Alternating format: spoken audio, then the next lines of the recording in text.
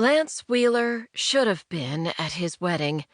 He had the rings, the church, the tux, the reception hall, the caterers, and the flowers and cake and photographer. He had next week off for his honeymoon. But as of 5 days ago, he no longer had a fiancé. As of an hour ago, he'd ditched his friends and their efforts to cheer him up. Somewhere between the time he'd met Allison and this past Monday, when she'd decided her life was going in a different direction, he'd lost his taste for the party scene. Would have rather been up at 30,000 feet, just him and his bird dancing between the earth and the sky, flirting with the heavens while he worked out this weird mix of pain, loneliness, and a surprising tremor of relief.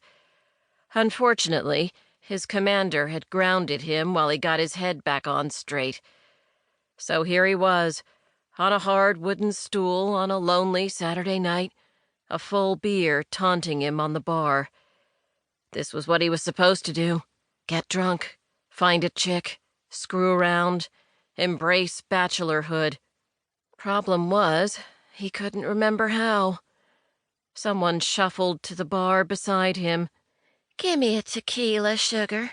And if you got a chaser that'll make my ex disappear, I'll take that too." Lance twisted his neck to investigate and almost fell off his stool. She couldn't have stood taller than 5'4", and had the right amount of curve on every inch of her petite body. The breasts under her pink t-shirt, the hips in her tight jeans, even her slender arms and neck had graceful arcs to them. Her blonde hair fell in waves about her smooth, round cheeks, and her eyes were sparks of blue mischief, even while her pink lips were drawn into a fierce line. Her hands trembled. She fisted them and pressed them into the bar. A fighter. His groin stirred. So did his pride. Some guilt, too. She flicked a glance in his direction. He should have gone back to minding his own business. But when she did a double take, her eyes widening and her lips parting, all of his blood converged south. "Evening," he said. Her knuckles were white, but she was smooth, coordinated grace when she nodded to his beer. "You fixin' to drink that? Because if not, I'd be happy to toss it on back." An honest smile tugged his lips. That hadn't happened in 6 days. "All yours, so long as I get to watch." "It have anyone's name on it already?" It did, but she wasn't there.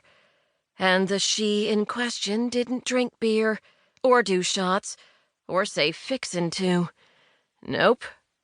The blonde flicked a look over her shoulder. Her left cheek twitched.